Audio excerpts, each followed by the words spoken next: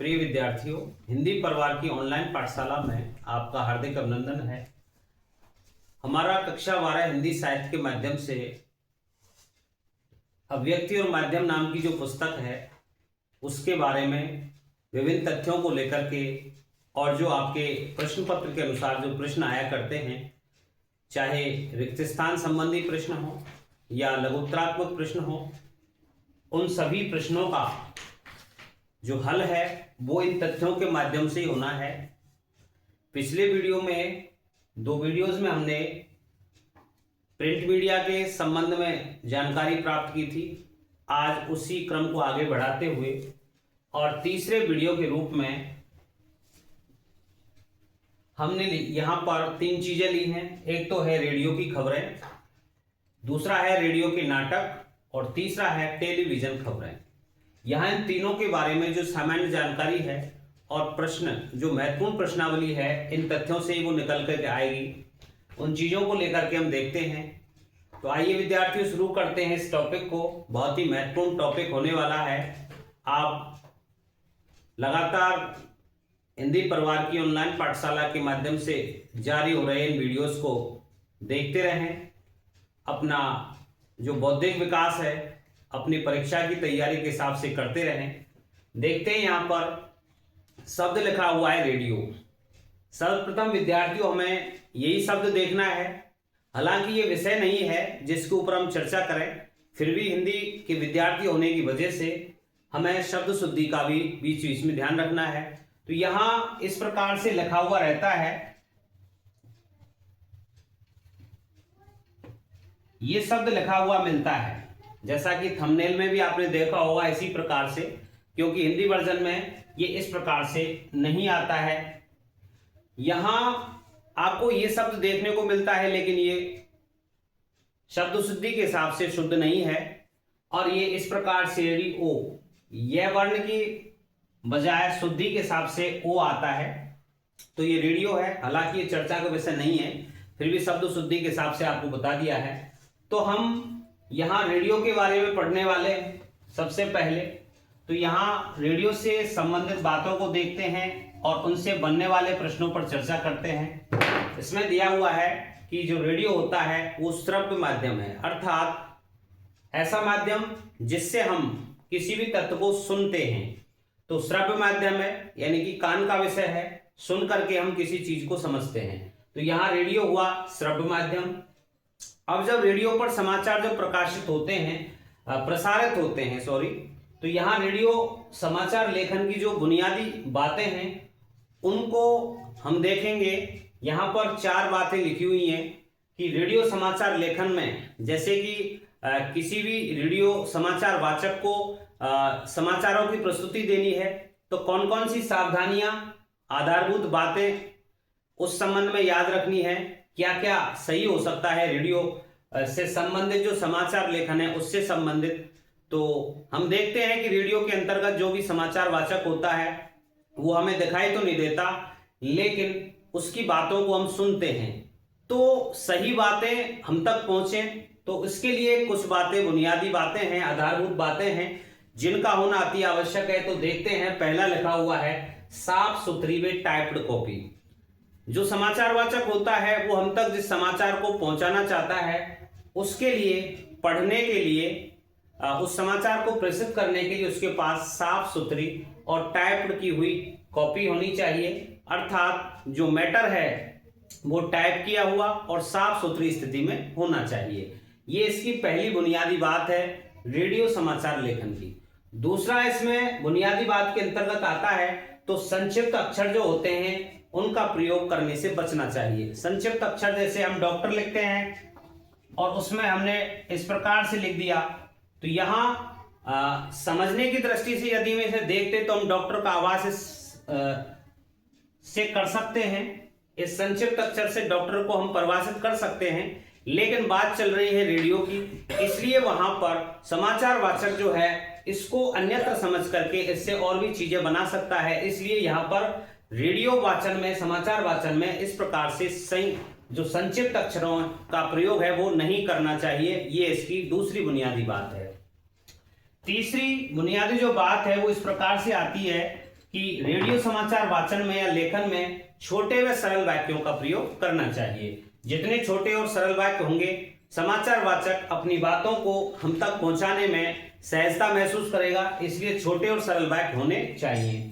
चौथा अंतिम सबसे जो इसकी बुनियादी बातें है वो बड़ी संख्या को शब्दों में लिखना है। जैसे कोई बड़ी संख्या का हवाला देना पड़ता है 3,65,000, तो वहां हम इस प्रकार से नहीं लिखें, संख्या बड़ी हुई। अब समाचार वाचक कभी कभी क्या करता है कि इसको समझ करके जल्दबाजी में 36,500 पढ़ सकता है या 36,05,000, इस प्रकार से कुछ भी पढ़ सकता है। तो यहां पर गलती होने की संभावना रहती है। तो होना यह चाहिए आधारभूत स्थिति में कि बड़ी जो कोई संख्या होती है उसको शब्दों में लिखना चाहिए, ताकि वो शब्दों में पढ़ करके उस बात को हमें सही तरीके से प्रेषित कर सके। तो विद्यार्थियों, ये था रेडियो के बारे में कुछ तथ्य जो कि हमें उन प्रश्नों में देखने को मिल सकते हैं कि रेडियो समाचार लेखन की बुनियादी बातें, कोई दो बुनियादी बातें लिखिए, रेडियो माध्यम है, श्रव्य माध्यम है। तो ये इस प्रकार से प्रश्नों का निर्माण इसमें से होता है। आगे चलते हैं विद्यार्थियों, आपने देखा होगा कि रेडियो में कभी कभी नाटक भी हुआ करते हैं। अब वो नाटक केवल हमें आवाजों के माध्यम से, ध्वनि के माध्यम से ही पता चलता है कि इसमें कोई नाटक चल रहा है। तो यहाँ उसकी क्या क्या विशेषताएं होती हैं, क्या क्या हमें ध्यान रखना है रेडियो नाटक के संबंध में, तो उसके संबंध में यहाँ पर तथ्य दिए गए हैं कि रेडियो नाटक की जो अवधि है वो सीमित होनी चाहिए। क्योंकि हम जब दृश्य देखते हैं टेलीविजन वगैरह में तो उससे हम अच्छी तरह से समझ सकते हैं, लेकिन यदि अब ये केवल श्रव्य माध्यम है रेडियो, इसमें यदि हमें किसी भी नाटक की अवधि यदि अधिक होगी तो वहां हमें समझने में यहाँ पर समस्याओं का सामना करना पड़ेगा। इसलिए रेडियो नाटक की जो अवधि है वो सीमित समय की होनी चाहिए, अर्थात सीमित अवधि के नाटक, रेडियो नाटक होने चाहिए। दूसरा जो इसका प्रमुख तथ्य है वो यह है रेडियो नाटक के संबंध में कि सीमित पात्र संख्या होनी चाहिए। उसमें कम से कम पात्रों की संख्या का निर्धारण हो, और जब वो बातें हम किसी ध्वनि के द्वारा, शब्दों के द्वारा, किसी के उच्चारण के द्वारा जब समझने का प्रयास करते हैं तो उसमें यदि कम पात्र हैं तो हम अच्छी तरह से उस चीज को समझ लेते हैं। यदि पात्रों की संख्या रेडियो नाटक में अधिक होगी तो वहां समझने में हमें विभिन्न प्रकार की परेशानियां आएंगी, उसको हम सभी प्रकार से नहीं समझ पाएंगे। तो सीमित अवधि होनी चाहिए, पात्रों की संख्या सीमित होनी चाहिए। तीसरा है सरल भाषा, भाषा ऐसी हो जिसको हम आसानी से हृदयंगम कर सकें, यानी कि आसानी से उसको समझ सकें। चौथी जो विशेषता है वो रेडियो नाटक की कहानी सिर्फ घटना प्रधान नहीं होती, वो कैसी होती है, रुचिकर होनी चाहिए। किसी घटना को लेकर के और रेडियो नाटक निर्मित नहीं होने चाहिए, उसका जो आधार है रेडियो नाटक का वो कैसा होना चाहिए, इंटरेस्टेड होना चाहिए, रुचिकर होना चाहिए।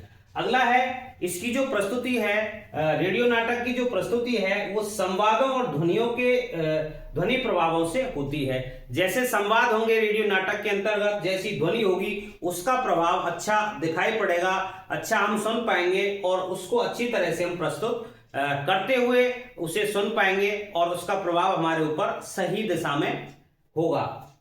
तो यहाँ पर ये कुछ रेडियो नाटक से संबंधित तथ्य थे। पूछी जा सकती है क्या क्या चीजें ध्यान रखनी चाहिए, क्या होना चाहिए, कैसा होना चाहिए रेडियो नाटक का जो आदर्श रूप है, वो सीमित अवधि वाला, सीमित पात्र संख्या वाला, सरल भाषा वाला।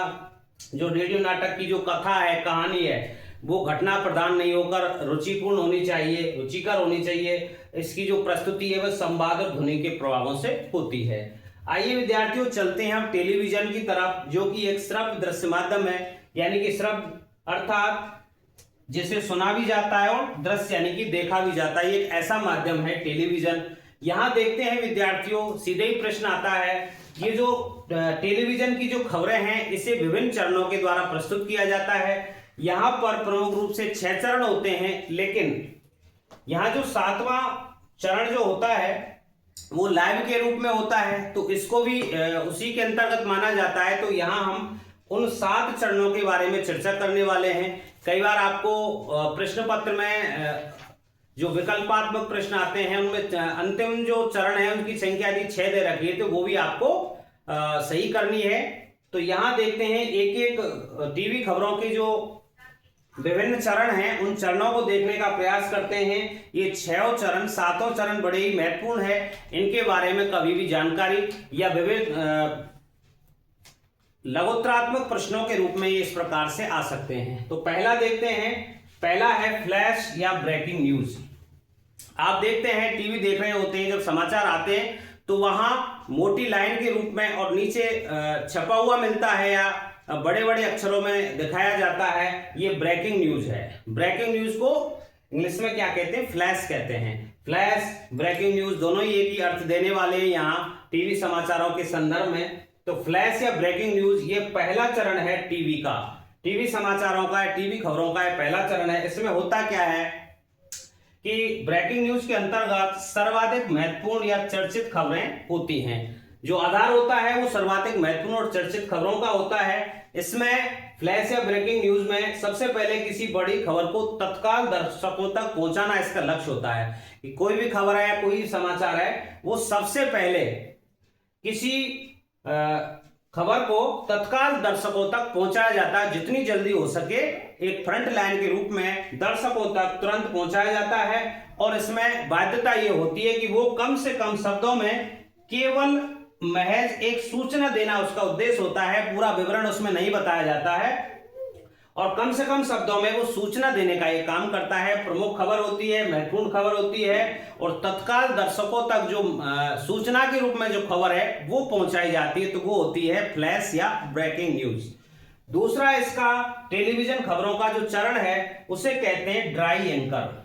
आप इसका अंग्रेजी वर्जन से हिंदी जो शाब्दिक अर्थ निकालेंगे, ड्राई यानी सूखा, एंकर यानी वाचक यानी कहने वाला, एंकरिंग करने वाला।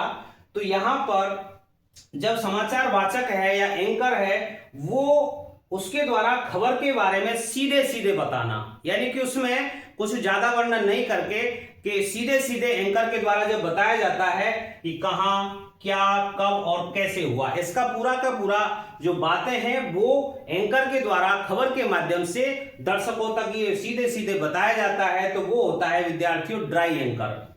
यहां तीसरा जो चरण है टीवी खबरों का वो इस प्रकार से आता है फोन इन। आपने देखा होगा कई बार कि किसी जैसे बॉम्बे में कोई दुर्घटना हुई है, तो उस बॉम्बे में दुर्घटना हुई को दिल्ली स्टूडियो में बैठे हुए जो संवाददाता हैं वो वहां के दाता को फोन के द्वारा उससे पूछा जाता है और वो फोन के माध्यम से वहां हुई घटना की जानकारी भी देता है। तो वो व्यवस्था विद्यार्थियों उधर से किसकी होती है? संवाददाता की होती है। वो उस खबर को प्रेषित करता है किसके माध्यम से? फोन के माध्यम से। दूसरी स्थिति विद्यार्थियों ये भी हो सकती है कि दर्शक जब जुड़ते हैं, पाठक जब जुड़ते हैं, श्रोता या दर्शक वो टेलीफोन से किसी कार्यक्रम में शामिल होते हैं। ये भी फोन के माध्यम से शामिल होना दर्शकों का या श्रोताओं का वो विद्यार्थियों फोन इन होता है, यानी कि फोन के अंदर अर्थ की जो सूचना प्राप्त हो रही वो फोन के माध्यम से प्राप्त हो रही है उस घटना स्थल से। चौथा है विद्यार्थी इसमें एंकर विजुअल। देखिए शाब्दिक अर्थ ये निकलता है इसका, एंकर यानी समाचार वाचक जो है, विजुअल यानी कि जो दृश्य हैं वो दिखाए जाएंगे। कोई सूचना है उसके साथ साथ यदि दृश्य भी दिखाए जाएं, जिससे कि क्या होगा, जो खबरें हैं वो पुष्ट हो जाएं एक तरह से। तो दर्शक या एंकर द्वारा दृश्यों के साथ साथ खबरें पढ़ना। कई बार ऐसा भी देखने में आया है कि खबर कुछ चल रही है और जो दृश्य हैं वो अलग चल रहे हैं, तो वो स्थिति ठीक नहीं होती है, वो किसी टेक्निकल मिस्टेक की वजह से होती है। तो यहाँ एंकर द्वारा दृश्यों के साथ साथ खबरों को पढ़ना, ये होता है एंकर विजुअल। चौथा जो इसका चरण होता है वो होता है एंकर बाइट। सबसे पहले एंकर बाइट को समझने से पहले हमें बाइट के बारे में समझना है। बाइट का अर्थ होता है कथन। तो एंकर बाइट यानी कि जो कथन दिखाए जाते हैं जिस घटना स्थल तक पर जो दर्शक हैं, जहां कोई दुर्घटना घटित हुई है या कोई कार्य हुआ है, ऐसी स्थिति उपजी है, तो वहां पर जितने भी दर्शक होते हैं उनसे पूछा जाता है, डायरेक्ट दर्शकों तक वो बात पहुंचाई जा रही है कि वहां जो उपस्थित दर्शक हैं उनके कथनों को आप तक पहुंचाया जाता है, तो एंकर बाइट की स्थिति में आता है। देखिए घटना की जो प्रामाणिकता है उसके लिए संबंधित व्यक्तियों के कथन सुनाना या दिखाना, वो होता है एंकर बाइट। यानी कि एंकर के द्वारा वहां किसी घटना स्थल पर उस स्थल की, उस घटना की प्रामाणिकता को सिद्ध करने के लिए वहां उपस्थित जो व्यक्ति हैं या उससे संबंधित, उस घटना से संबंधित जवाबदेही वाले जो स्थितियां हैं, जो व्यक्ति हैं, उनके कथनों को सुनाना और दिखाना, ये होता है एंकर बाइट की स्थिति को लेकर के। अगला जो है इसमें एंकर पैकेज। आपने पैकेज के बारे में सुना होगा कि फलाना उस पैकेज में 50 लाख रुपए के पैकेज में गया, तो पैकेज होता है टोटल। पैकेज का अर्थ टोटल से लेते हैं, योग से लेते हैं कि उसकी जो सालाना है इनकम है वो इतने लाख रुपए होगी। तो यहाँ पैकेज का संपूर्णता को ही लेकर के आता है। पैकेज को समाचार और टीवी के जो समाचार है उनके खबरों के रूप में यहाँ पर हम देखते हैं। तो एंकर पैकेज का अर्थ होता है किसी खबर को संपूर्णता से पेश करना, उसका कोई भी पक्ष उस समाचार का, टीवी समाचार का नहीं रहना चाहिए, और किसी खबर को हम संपूर्णता से पेश करते हैं जिससे संबंधित जो सूचनाएं हैं, उस घटना का विवरण उसमें मिलता हो, और इससे जुड़े लोगों की बाइट भी उसमें होने चाहिए, उसके कथन भी वहां पर, उसकी प्रामाणिकता को सिद्ध करने वाले कथन भी उसमें होने चाहिए, और ग्राफिक के लिए जरूरी सूचनाएं हैं आदि हैं वो भी होने चाहिए। ग्राफिक होता है एक तरह से, जब आप क्रिकेट की कमेंट्री देखते हैं तो बीच बीच में वहां पर ग्राफ आते हैं कि इस खिलाड़ी ने इस दिशा में कितने चौके मारे हैं, तो वो जो स्थितियां हैं ग्राफिक बना करके वो उपलब्धता होती है। तो इस एंकर पैकेज के अंतर्गत किसी भी समाचार को संपूर्णता के साथ यहाँ पर प्रस्तुत किया जाता है, उसमें उसके लोगों की बाइट्स भी होती है, ग्राफिक के लिए जरूरी सूचनाओं का आदान प्रदान भी उसमें होता है। अंतिम जो इसमें टीवी खबरों का जो चरण आता है बड़ा ही लोकप्रिय है, आप भी इससे परिचित हो, वह है विद्यार्थियों लाइव प्रसारण, यानी कि आंखों देखा, सीधा ही वहीं से जहां पर कार्यक्रम है या कोई घटना का स्थल है वहीं से डायरेक्ट हमें वहीं ले चलना। और जो कहने के लिए इसका सीधा सीधा अर्थ हो सकता है प्रत्यक्ष वर्णन, जो जहां स्थिति घटित हुई है उसका प्रत्यक्ष वर्णन करके हमें सुनाना और दिखाना, ये स्थिति होती है लाइव की। इसमें घटना स्थल से दर्शकों को सीधे जोड़ना, जो घटना स्थल है उससे दर्शकों को सीधे जोड़ा जाता है, अर्थात प्रत्यक्ष वर्णन करके वहां पर हमको बताया जाता है, दिखाया जाता है, सुनाया जाता है। तो विद्यार्थियों ये थे रेडियो नाटक और टेलीविजन से संबंधित प्रमुख खबरें, और आप इन वीडियोस को देखते हुए काफी अच्छा सहज महसूस करेंगे, ऐसा मेरा विश्वास है। आप जुड़े रहिए हिंदी परिवार की ऑनलाइन पाठशाला के साथ। इसके बाद में अभिव्यक्ति और माध्यम वाले कम से कम 2 या 3 या 4 वीडियो और आ सकते हैं, क्योंकि हम छोटे छोटे वीडियो बना रहे हैं और आप देखते रहिए। कहानी लेखन है, नाटक है, कविता लेखन है, इनसे संबंधित लेखन भी के वीडियोस पृथक पृथक रूप में आपके सामने आते रहेंगे। आप अपनी परीक्षा की तैयारी में लगे रहें और आप हिंदी विषय में अच्छे अंक प्राप्त करें, ऐसी मेरी शुभकामनाएं आपके साथ। अब मिलते हैं अगली वीडियो के साथ, तब तक के लिए धन्यवाद।